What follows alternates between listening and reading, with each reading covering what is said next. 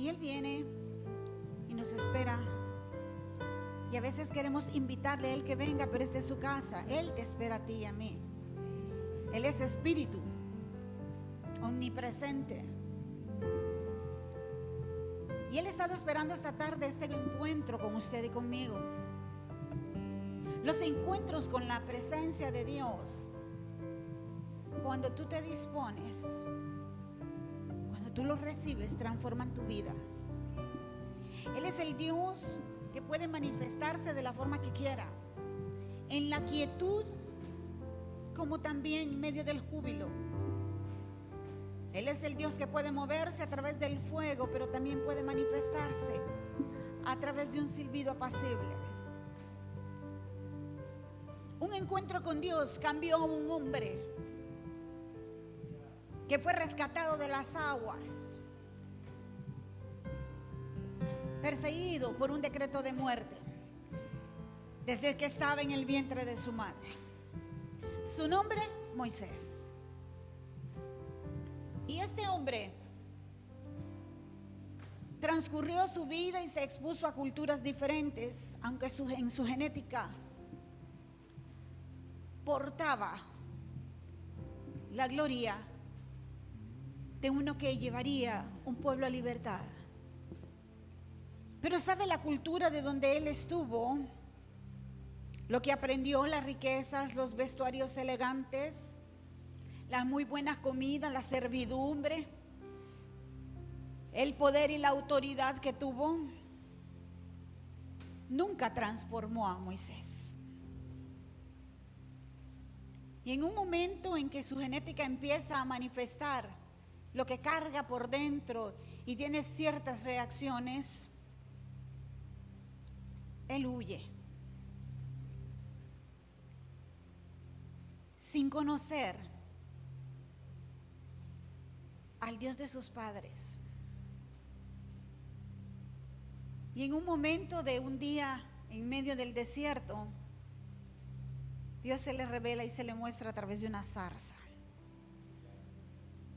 a través de un arbusto que no tenía ni frutos, ni hojas, seco, sin color, quizás sin belleza aparente. Algo que tal vez alguien decía, eso no vale nada. Dios muchas veces elige ese tipo de prototipo para mostrar su gloria. Mi vida no es la excepción. Y se manifiesta en aquella zarza y logra captar la atención de Moisés. Pero no le vengo a hablar en sí de la zarza, sino que de la transformación que vivió ese hombre. Nunca volvió a ser el mismo. Después de ese encuentro en la presencia de Dios, los pensamientos de Moisés fueron modificados. ¿Está conmigo? Los argumentos que cargaba, todo lo que le habían dicho y mencionado, las creencias de él, sus actitudes, sus límites, tantas cosas. De entre ellas, el no puedo. Entre otras, yo no soy capaz. Había minado tanto la mentalidad. A veces hay cosas que nos repiten una y otra vez, situaciones que nos exponen y taladran que sus pensamientos y los míos se ven minados. Si usted llega a creer que usted no puede nada, que usted no es capaz de nada y que usted nunca logrará nada. Y más si eso viene de personas a las que usted admira, confía o ama, tienen un efecto tremendo.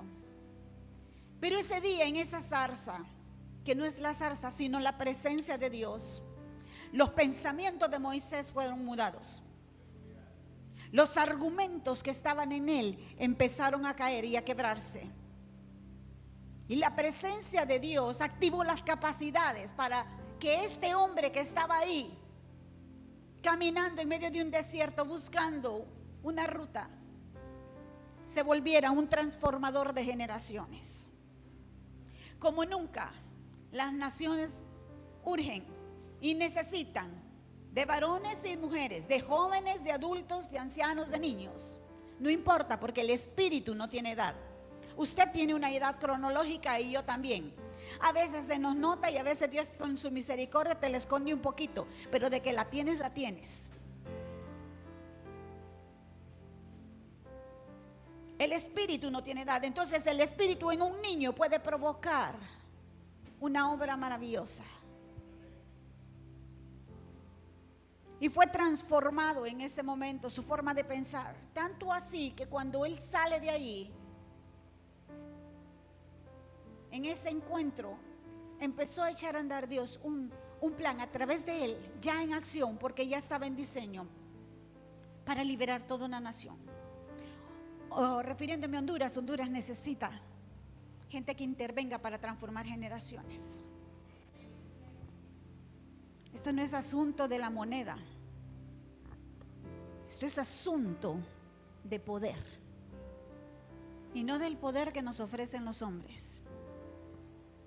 Esto es asunto de poder, pero ese poder se perfecciona en la debilidad.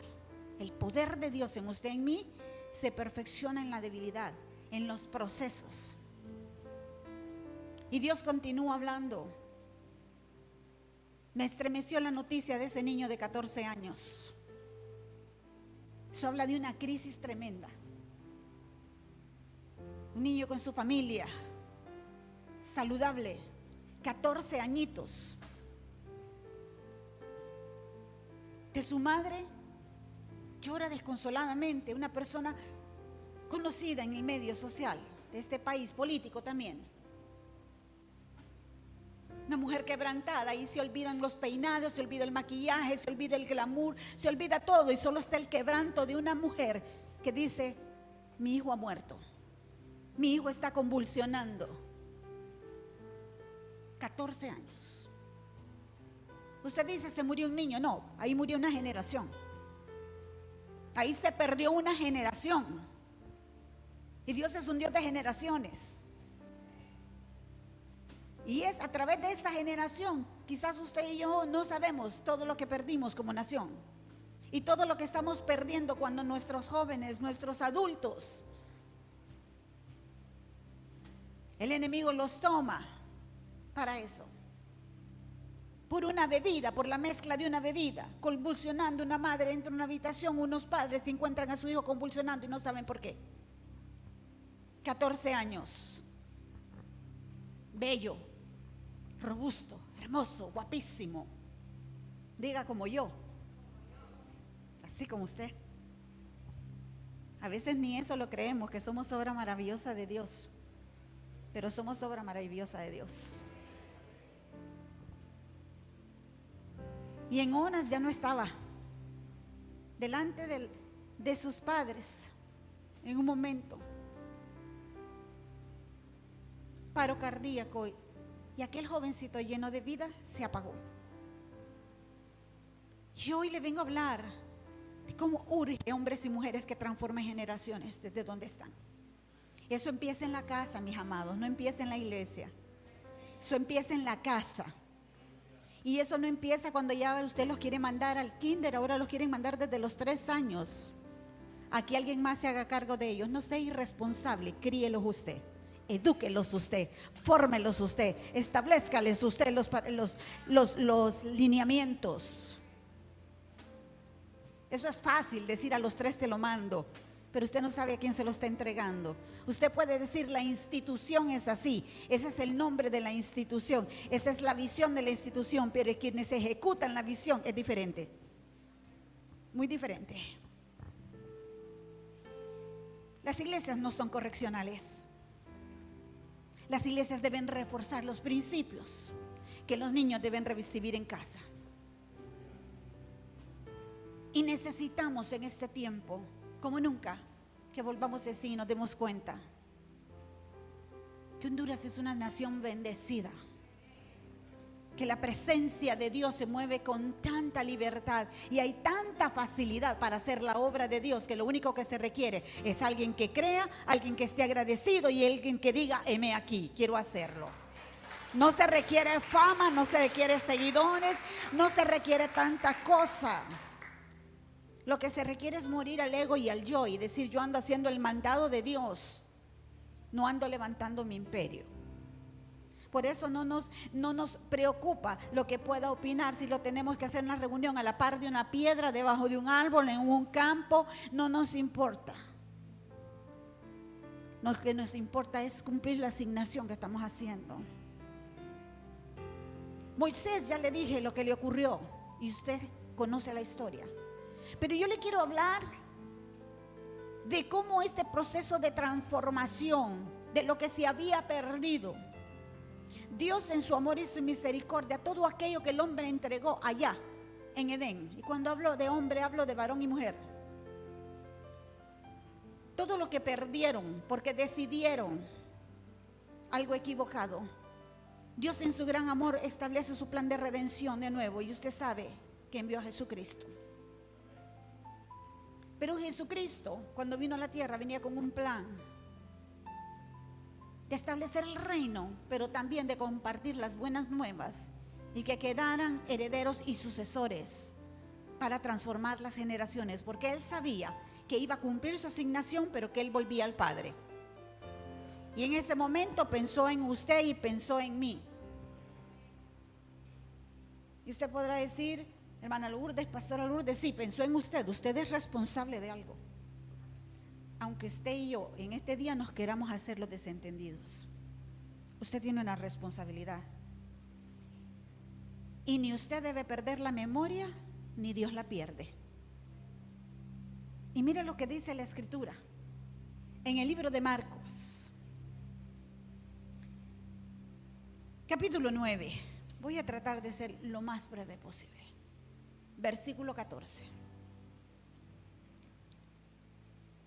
Cuando llegó a donde estaban los discípulos, pueden descansar, hijas, perdonen, gracias por el apoyo.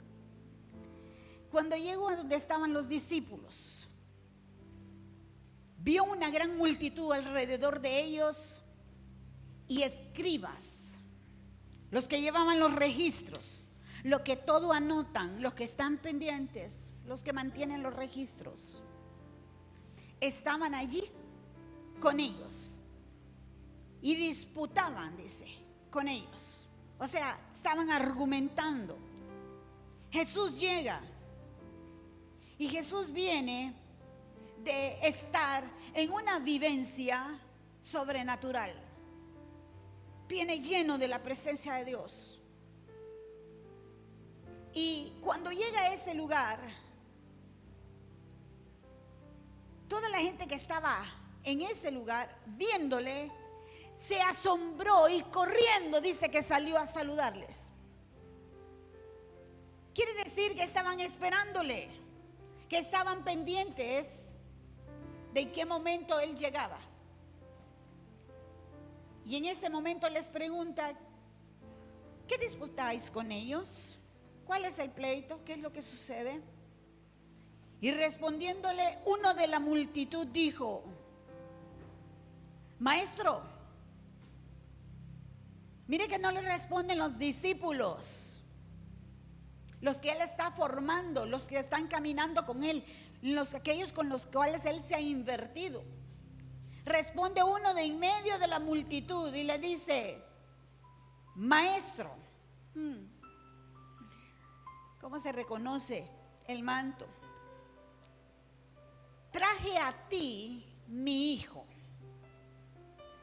que tiene un espíritu mudo, el cual donde quiera que le toma, le sacude y echa espumarajos y cruje los dientes y se va secando. Y dije a tus discípulos que lo echasen fuera y no pudieron. Este es un padre de familia. Este es un hombre que la condición de su hijo se le ha ido de las manos, como nos sucede a todos en algún momento. Tal vez a usted no, a mí sí. Momentos en que la condición y la situación de hijos se nos van de las manos y a veces creemos y no sabemos que se nos han ido de las manos porque no nos dimos cuenta, porque guardan secretos. Pero este papá, la situación con el hijo se le había ido de las manos.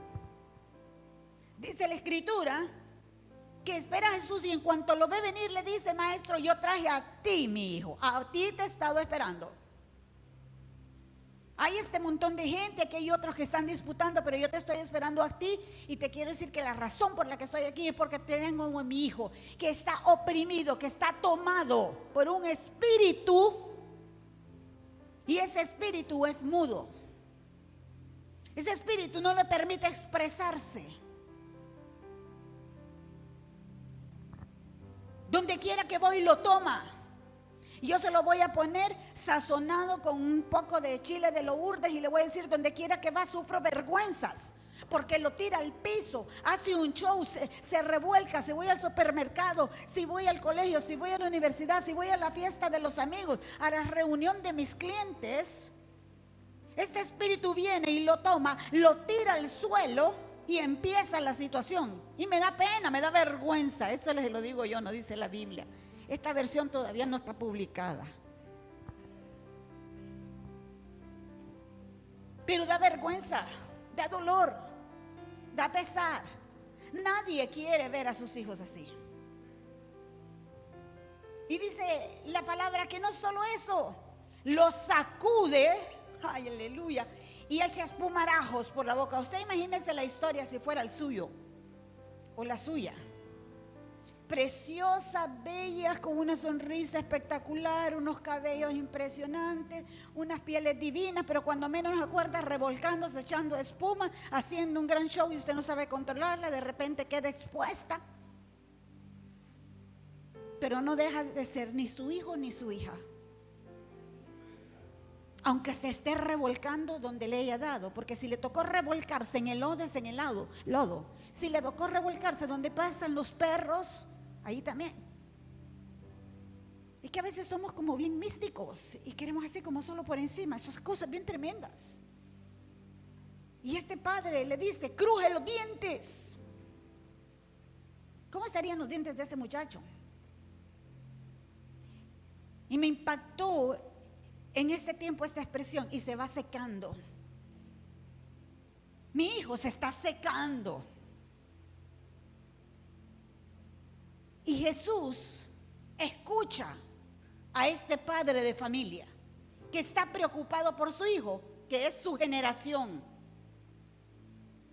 Está preocupado porque él no tiene control ni del presente, mucho menos del futuro. Se lo traje a tus discípulos, Leo, para que le echasen fuera. Pero resulta, Jesús, que tus discípulos no pudieron. Y respondiendo él, les dijo. Si usted puede, encierre la palabra les dijo, porque no le contestó al Señor, se refería a alguien más. Les dijo, oh generación incrédula, o sea, sin fe, ¿hasta cuándo he de estar con vosotros? ¿Cuánto tiempo más me quedará con ustedes? Dice Jesús en su interior. ¿Cuánto tiempo más me resta para cumplir mi asignación y irme? Y necesito que queden alineados, entrenados, impartidos y activados y también enviados. Y le dijo, ¿hasta cuándo los he de soportar? Traédmelo, tráiganme al muchacho. Y se lo trajeron, dice la escritura. Y lea con cuidado esta parte que le va a hacer bien. Y cuando el espíritu, con E minúscula, vio a Jesús, lo vio. ¿Usted cree que no nos ven? Nos ven. Donde ellos están asignados nos ven, porque ellos no son omnipresentes. Pero donde están asignados, donde están como regentes, ahí están observándolo usted y a mí, para ver en qué momento usted y yo nos deslizamos, caemos y nos revolcamos. Y entonces nos toman presos.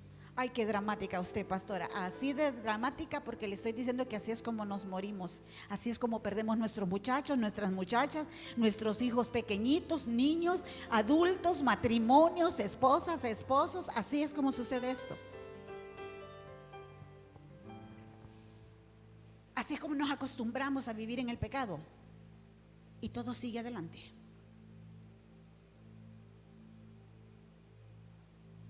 Cuando el Espíritu vio a Jesús, sacudió con más violencia, dice, al muchacho, quien cayendo en tierra, otra vez, ¿verdad?, se revolcaba echando espumarajos.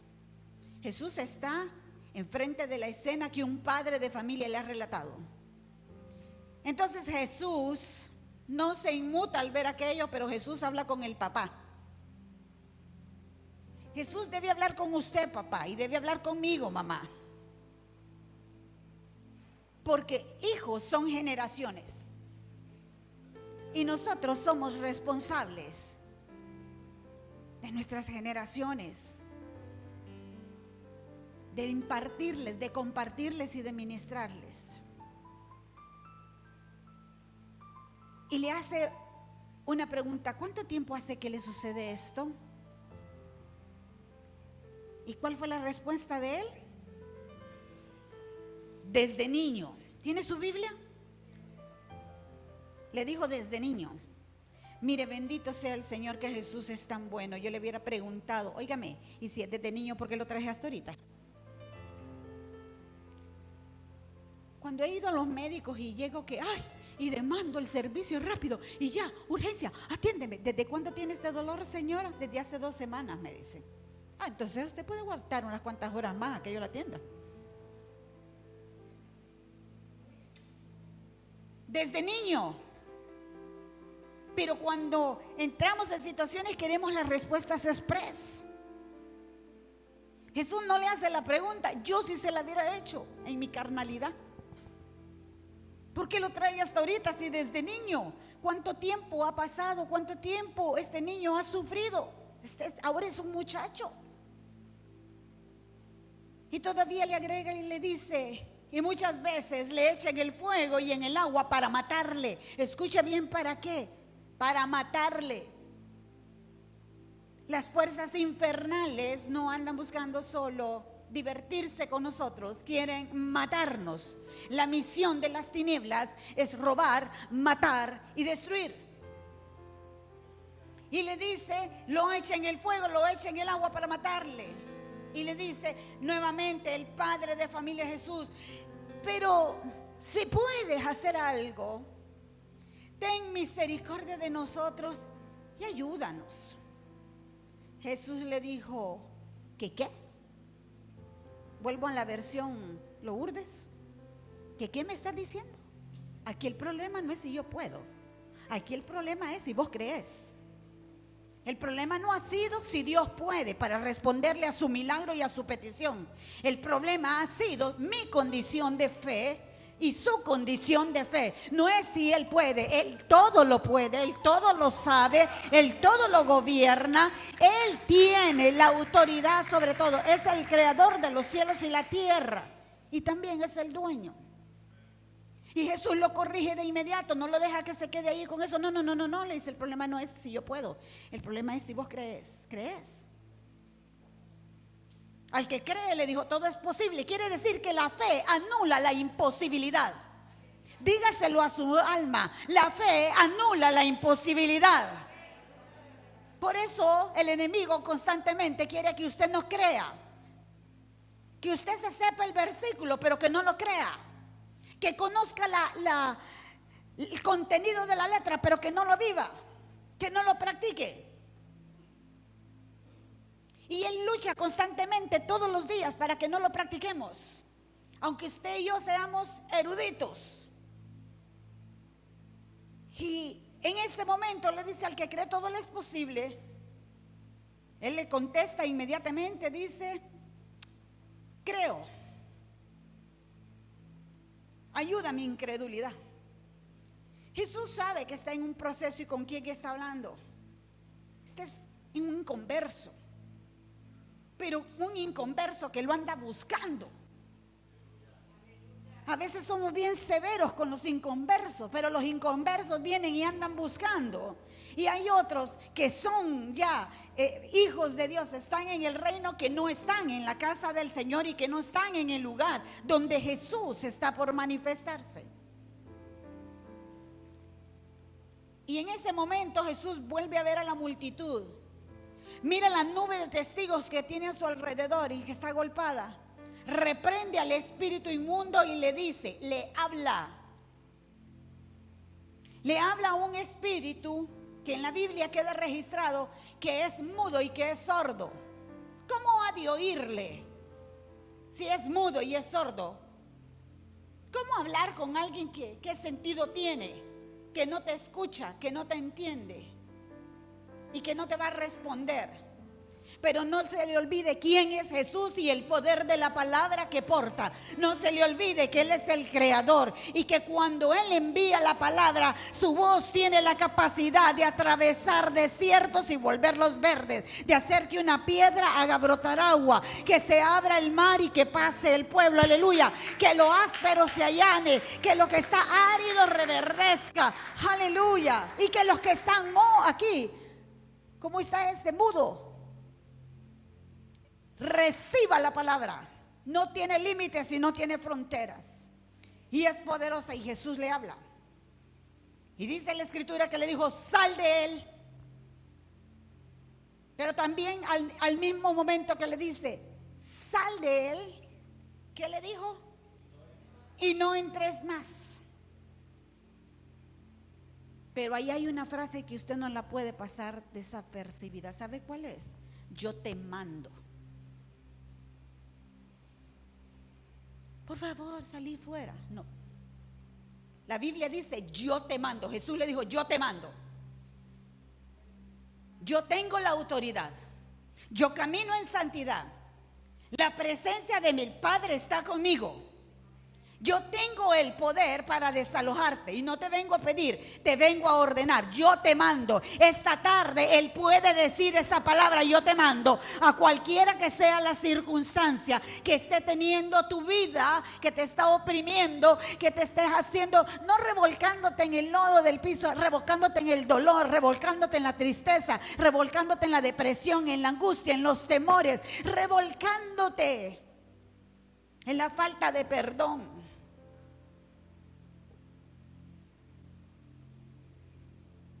Jesús dice, yo te mando que salgas de él y también te mando que nunca más vuelvas a entrar a él. Y la palabra deja registrado para usted y para mí que entonces el espíritu, con E minúscula, clamando y sacudiéndole con violencia, salió. Le dio la última sacudida, pero clamaba.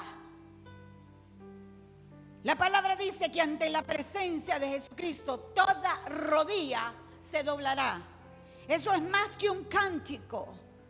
Eso es una palabra rema. Y cuando usted la cree, cuando usted la recibe y usted la vive, usted puede declararla, usted puede confesarla y usted se dará cuenta que las situaciones tienen que sujetarse y tienen que ser desalojadas las fuerzas infernales que se manifiestan en una persona o en un lugar. Dice que el muchacho quedó como muerto. No se le olvide que el papá sigue ahí viendo. Hay una multitud alrededor. Están los escribas, siguen registrando.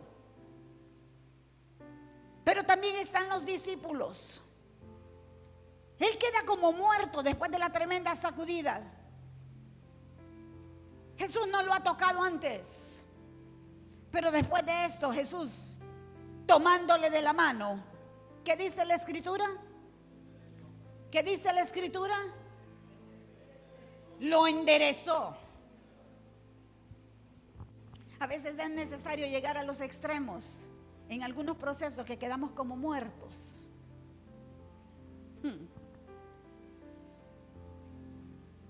Pero en ese momento de sencillez, Jesús está presente si lo buscamos. Y nos toma y nos endereza.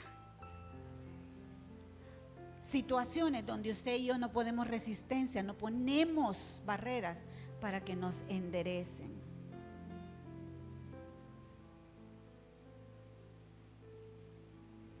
Yo sé que usted sabe que Porque cuando hay problemas de fracturas y de esos, le ponen a uno ciertas cosas para enderezarlo, para inmovilizarlo. Y en medio de esa inmovilización están trabajando para enderezar lo que está torcido o lo que está fracturado. Jesús lo levanta. Lo primero que hace es levantarlo, dice la Escritura. ¿Está aquí? Lo toma de la mano. Lo enderezó. Primero lo levanta en el espíritu. Libera su espíritu y su alma. Lo último es el cuerpo. Lo primero que necesitamos es correr a Jesús para que nos enderece y que nos levante. Cuando entra a la casa, están sus discípulos. Y los discípulos llevándolo aparte. Maestro, aparte, ¿verdad? Donde ya la multitud no te ve. Porque así nos gusta. Adelante de la gente, olvídese. Puede andar con un dolor, pero ¿verdad? Puede andar en una situación que olvídese, puede andar peladita la cartera, pero ¿quién lo aguanta, va?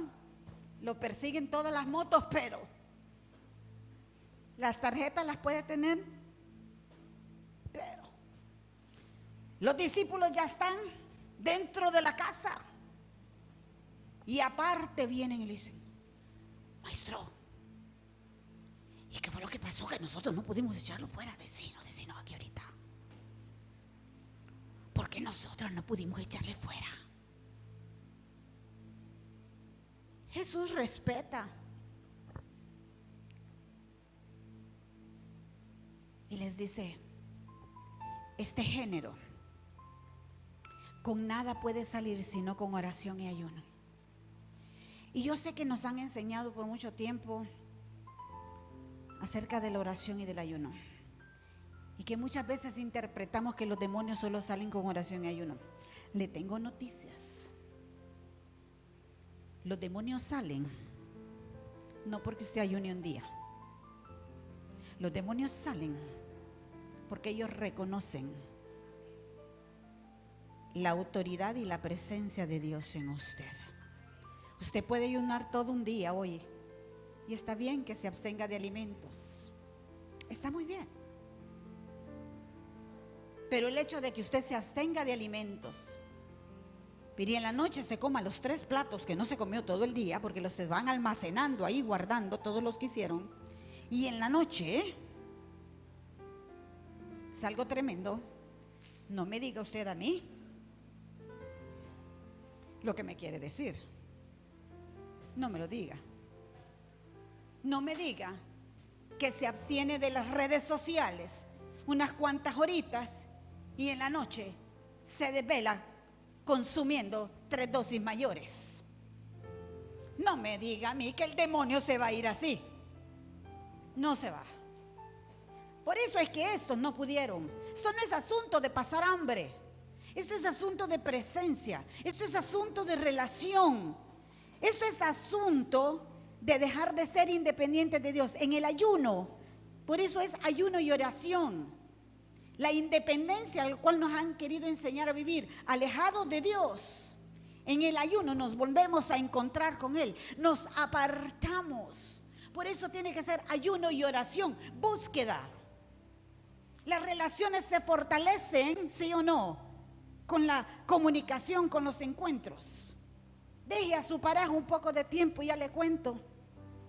Aunque le diga que está loca por usted o loco por el otro lado, como quiera.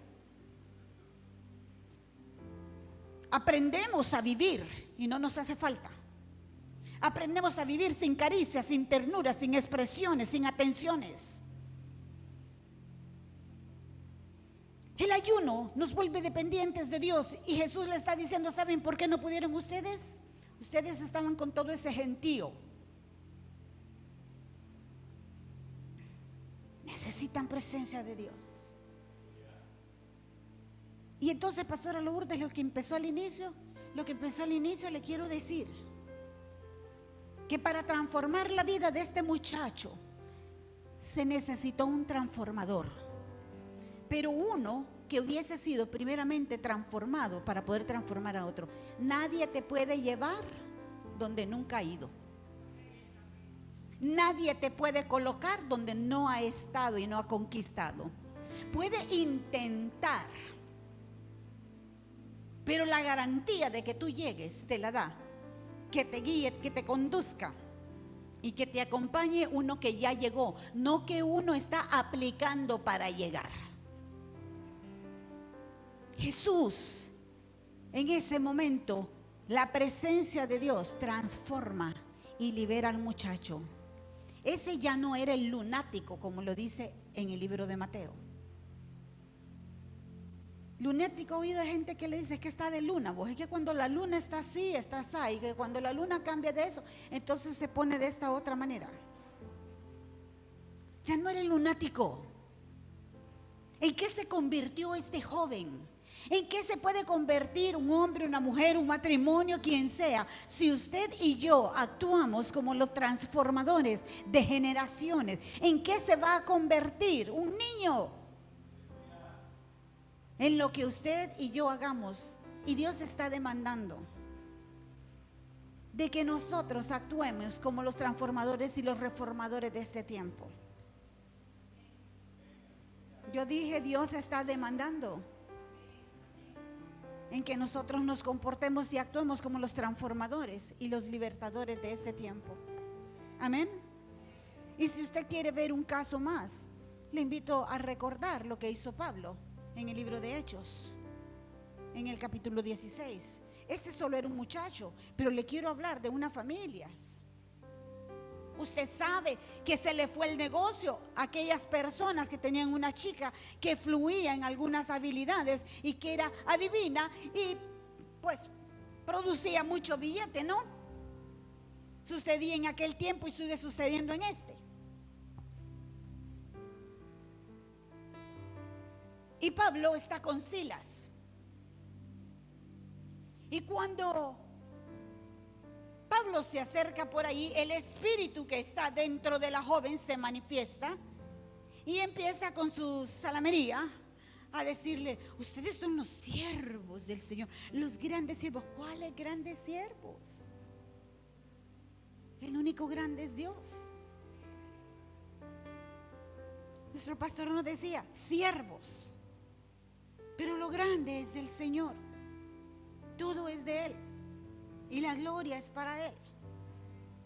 Y se dio la orden de que agarraran a Pablo y a Silas, capítulo 16, versículo 19 en adelante. Se da la orden de que prendieran, escuche bien por favor, nos quedan 12 minutos. Que prendieran a Pablo y a Silas. Le voy a decir, se dio la orden de que prendieran a quién sé yo, le voy a poner a Roxana y a Oneida. Salió la orden, porque eran alborotadoras, demasiado brinco, demasiado grito. Ay no, qué ridículo. Y sale la orden. Se les estaba yendo el billete. Y entonces dan la orden de que prendan a Pablo y a Silas. Y no se le olvide quién era Pablo, ¿no? No era cualquier peluche de vitrina. Un hombre educado. Un hombre con autoridad y un hombre con billete. Acostumbrado a un buen vivir, a relacionarse con gente de poder, de autoridad. Ese era Saulo, convertido a Cristo en una transformación por la presencia de Jesús. Saulo se encontró con el Cristo resucitado, no con los discípulos. La transformación de Saulo a Pablo es por la presencia del Cristo vivo resucitado. Este no era cualquiera. Sin embargo, sale la orden y dicen: préndanlo, agárrenlo, atrápenlo. Ya vamos a ver qué le hacemos. Y dice que lo trajeron frente al foro de las autoridades y lo presentaron a los magistrados, a los más encumbrados que tenían poder y autoridad. Y dijeron: estos dos son los alborotadores. Estos dos son los que vienen con enseñanzas raras. Estos dos son los que vienen con unos derramamientos que esto no es lo que practicamos nosotros los romanos, los de alcurnia. No pierdas la compostura.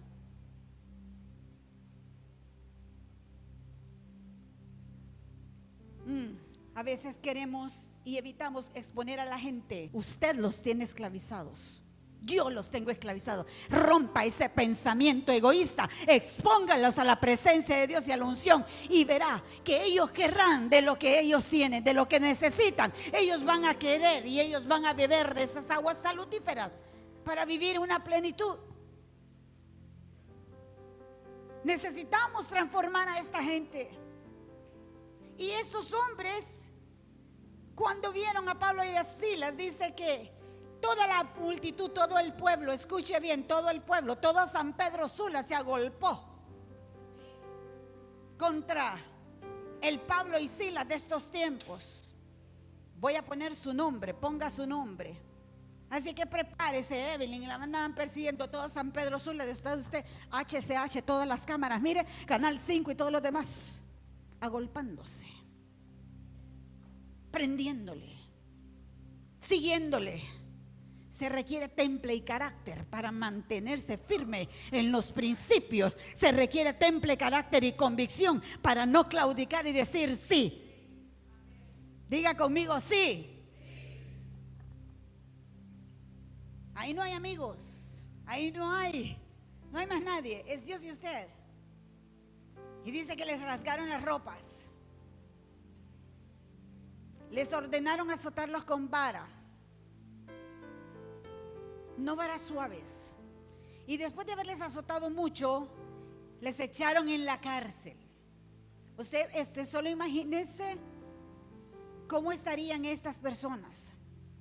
Y mandando, escuche esta parte que le va a bendecir, mandando al carcelero que los guardase con seguridad.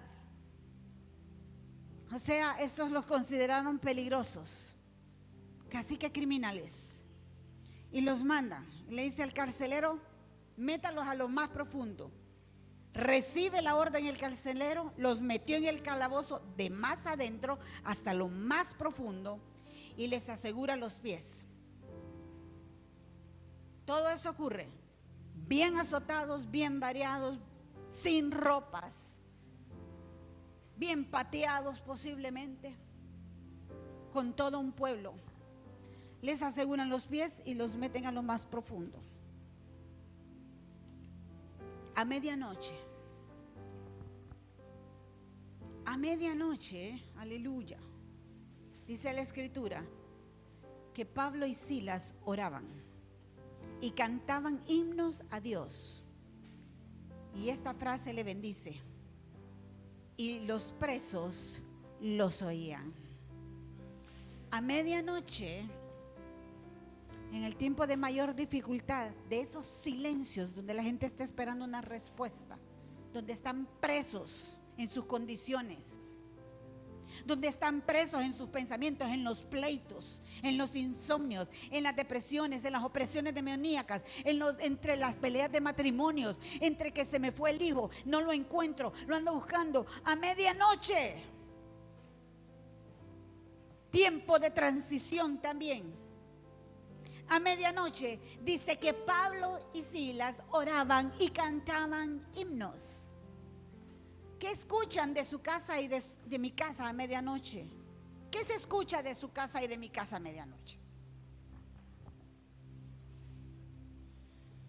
Los pleitos porque llegó X, llegó Y o no llegó, y esto y el otro. ¿Qué se escucha?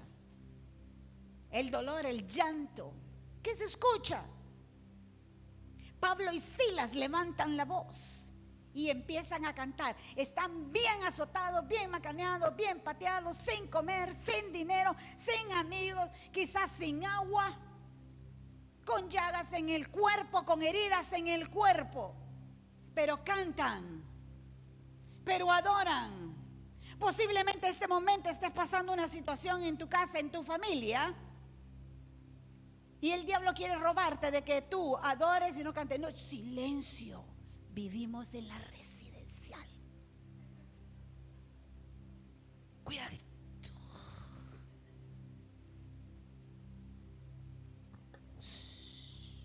Y usted está oyendo que le están diciendo hijo de María, hijo de Juan, hijo de Pedro al otro, y por aquí, por allá,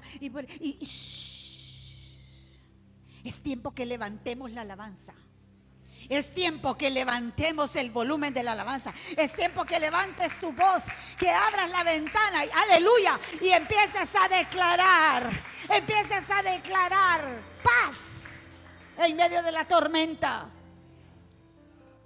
Es tiempo que abras y empieces a declarar: yo declaro que hay paz en ese hogar. Yo declaro que tu Señor Jesucristo entra. Hablo, Señor, estás en tu casa. Pero las prisiones donde ellos están esperando y quieren oírte. Dice que los presos oían. Ellos no cantaban, pero sí oían. Hay presos que quieren oír tu voz. Hay presos que quieren oír cuando vas en el taxi, cuando vas en el bus, cuando vas en la mototaxi, cuando vas al colegio, a la escuela, cuando estás haciendo una negociación. Hay presos que quieren oír que tú les lleves la carta de libertad, el sonido de la paz, el sonido de la bendición. Hay presos que están esperando que le digas: hay salida en esa enfermedad, hay liberación para esa opresión. Hay presos que quieren oír. Dice que estos los oyeron, y con esto voy terminando ya. Y de repente, un gran terremoto, no de los que oímos ahorita en todos los países y todos los lugares. Este terremoto solo era en la cárcel. Este terremoto solo era en el lugar donde estaban estos adoradores. ¿Qué estaban haciendo dos hombres mientras cantaban y adoraban, pero llenos de la presencia de Dios? Se sacudían, dice la Escritura, los cimientos de la cárcel. Hay cárceles en las vidas que tienen que sacudirse mientras tú y yo adoramos, mientras tú y yo gritamos, mientras tú y yo danzamos, mientras tú y yo adoramos y exaltamos, soltamos una palabra. Hay cárceles cuyos cimientos se tienen que sacudir. Y en ese instante dice que se abrieron las puertas. Quiere decir que tú y yo tenemos el poder y la autoridad mediante nuestra adoración, mediante lo que hablamos y declaramos, de no solo que escuchen los presos, sino que se abran las puertas de las cárceles, que se les caigan las cadenas, aleluya, y que puedan oír que hay una liberación que viene a sus vidas, que viene a sus cuerpos, que viene a su ciudad, que viene a su familia. Celébrelo, aleluya. Aleluya. Se despierta el carcelero, el mismo que los había agarrado. Mire, ese carcelero no puede haber sido ningún debilucho. Y esta, le vuelvo a decir, versión no publicada, ni tampoco creo que era una persona pequeñita, escurridito, ni nada de eso. Tiene que haber sido un hombre robusto para agarrar a dos a la vez, manejar a dos a la vez y irlos a meter a donde los metió, sin que se le escaparan. Este no tiene que haber sido un hombre frágil, ni un hombre dulcito. Era un hombre que trataba con criminales, un hombre que estaba a cargo de criminales. Y este hombre se despierta. Diga conmigo: se despertó el carcelero. Vuélvalo a decir: se despertó el carcelero. Se despertó el carcelero. El que anda las llaves naturales se despertó. Y dice la palabra del Señor que vio abiertas las puertas de la cárcel, sacó la espada y se iba a matar. ¿Por qué se iba a matar? Porque sabía que si se le escapaba, aunque sea uno, la orden era darle muerte a él. Él pensó: se fueron. Se iba a matar, pensando que los presos habían huido. Mas Pablo clamó a gran voz. No se le olvide que Pablo está al fondo. está metido en el mero fondo. Es imposible que si el carcelero lo hubiera tenido cerquitita, fuera necesario pegarle un gran grito. Usted solo grita para hacerse escuchar, hacerse sentir si la persona está distante. Y clamando a gran voz, le dice: no te hagas daño. No lo estaba viendo con los ojos naturales, pero percibía en el espíritu donde él estaba, porque él estaba en una condición de reo ahí, pero en el espíritu era un hombre libre, era un hombre en libertad, era un hombre libre de todas opresiones y de todas las cosas. Y le dice: no te haga daño, aquí estamos todos estamos aquí.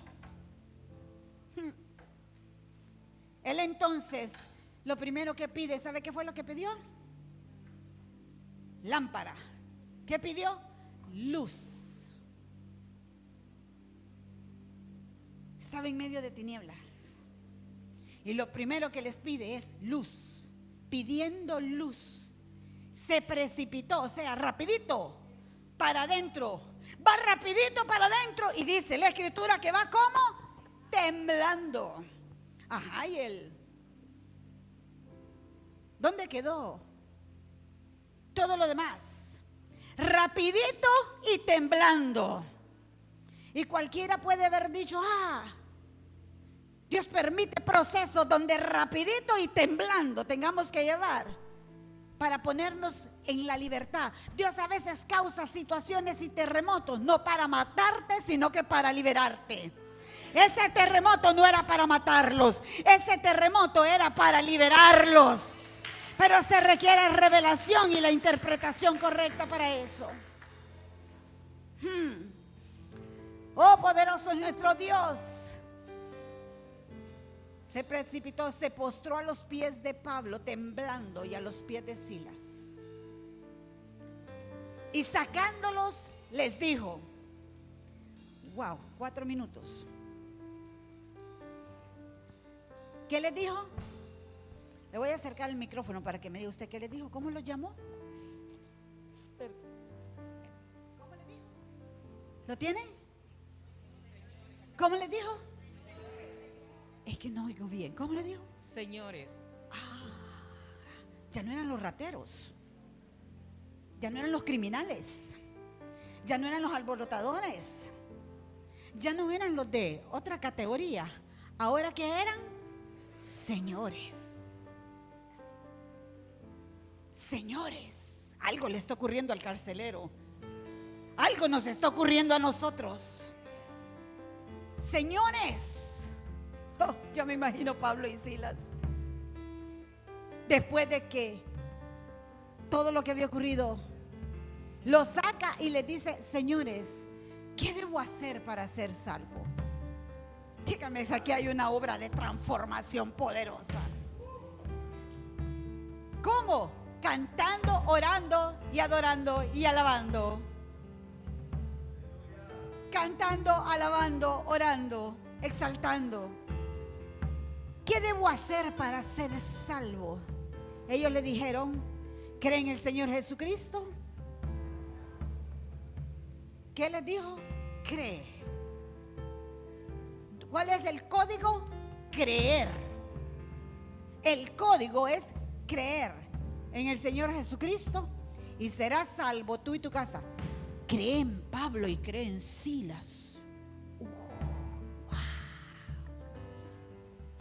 El gran ministro. Wow. A nosotros nos mandaron a ser discípulos de Cristo y seguidores de Cristo, no seguidores de Lourdes, no seguidores de Jorge, de Cristo, discípulos de Cristo. Porque cuando no estén ni Jorge ni Lourdes, seguirán siendo discípulos de Cristo y seguirán haciendo las obras que Cristo dijo que deberían hacer. No fans de Cristo. Y quizás no seamos populares, pero no nos mandaron a ser populares, nos mandaron a ser discípulos.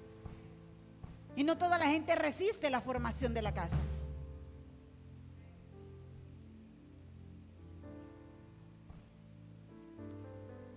discípulos de Cristo. Cree en el Señor Jesucristo y serás salvo tú y tu casa. Yo me imagino cómo le dijo eso con todo el dolor que agarraban en el cuerpo estos dos. Yo no sé usted, pero yo en mi carnalidad me pongo a pensar en el versículo 32 donde le dice: y le hablaron la palabra del Señor. En ese momentito yo no sé en mi carnalidad si después de estar bien azotada, bien variada, bien pateada, con heridas, que me hubieran empujado, que me hubieran metido a la cárcel, que todo lo que me hubieran hecho, si yo hubiera estado con tanta amabilidad de hablarle la palabra del Señor. Se requiere presencia de Dios para tener el dominio propio, para que el amor de Dios prevalezca, para que entonces, a pesar de que nos hayan triturado, aunque nos hayan deshecho, aunque nos hayan hablado mal, aunque nos hayan pateado, denigrado, aunque hayan dicho lo que hayan dicho, aunque nos estén diciendo que valemos poco, para seguirles hablando la palabra del Señor, para seguirles haciendo el bien, para seguir ministrándoles la paz, para seguir señalándoles el camino, para seguir teniendo compasión y misericordia, se requiere la presencia de Dios. Pablo y Silas no dijeron: nos vamos a vengar ahora, ahora vení, ¿verdad? Ahora que ya te demostramos el poder, ahora no, le hablaban la palabra del Señor a él y a todos los que estaban en su casa. Quiere decir que estaban camino a su casa. Tomándolos en aquella misma hora de la noche, dice que les lavó las heridas. El carcelero les lavó las heridas. Y enseguida dice que se bautizó él con todos los suyos. Dígame si la obra que usted y yo podemos hacer no transforma generaciones. Este carcelero no solo fue transformado él, fue transformado él, fue transformada su casa. Oiga bien, los recibió a Cristo, recibió la palabra. Oiga bien, se puso al servicio de ellos. Ya no les tenía miedo a los criminales que antes miraba, ahora eran los señores. Los lleva a su casa con su familia. Les dice: bautícenme a todos los míos. Y después dice la Escritura, y llevándolos a su casa, les puso a la mesa y se regocijó toda la casa por haber ¿qué? Creído en Dios. Yo lo vengo a desafiar a usted, que empiece con su familia como yo tengo que seguir trabajando con la mía.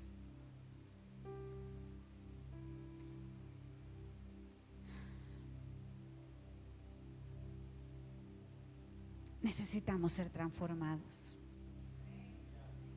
y necesitamos ser transformadores.